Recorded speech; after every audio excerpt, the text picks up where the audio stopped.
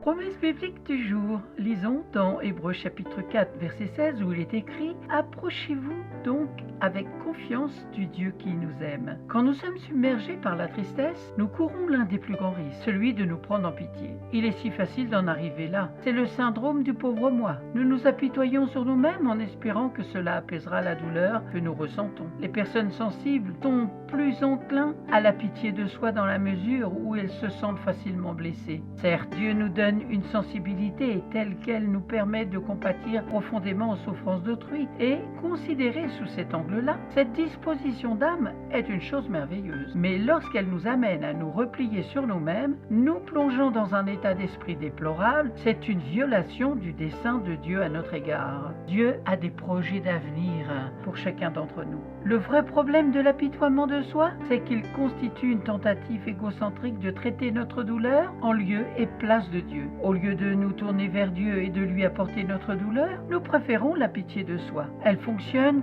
comme un analgésique, mais son efficacité est temporaire. Nous tergiversons avec force soupirs, plaintes et autres lamentations, sans crainte d'accuser Dieu, à qui nous reprochons d'oublier de manifester sa grâce. Dans cet état d'esprit qui frise le nombrilisme, nos petits problèmes personnels deviennent plus importants que les grandes tragédies qui surviennent dans la vie des autres. La compassion que nous nous accordons généreusement calme notre douleur, mais nous agissons sans tenir compte de Dieu. La pitié de soi, c'est la sensibilité qui tourne à l'égoïsme. Nous préférons nous occuper de nous-mêmes, de notre douleur, au lieu de la confier à Dieu. Le seul et vrai remède à la pitié de soi est la repentance. Nous sommes appelés à nous repentir si nous nous obstinons à régler les problèmes de la vie en toute indépendance, au lieu de nous abandonner complètement à Dieu. C'est la seule façon d'éliminer cet apitoiement déplacé. Prions ensemble. Ô Dieu, pardonne-moi, car je préfère chaque fois que je suis personnellement dans la souffrance, puiser dans mes propres ressources plutôt que de faire appel à toi. Je me repens de cette tendance profondément enracinée en moi et je me tourne vers toi afin que tu me réconfortes, que tu me guérisses et que tu me libères dans le précieux nom de Jésus-Christ de Nazareth. Amen. Retrouvons ensemble une citation célèbre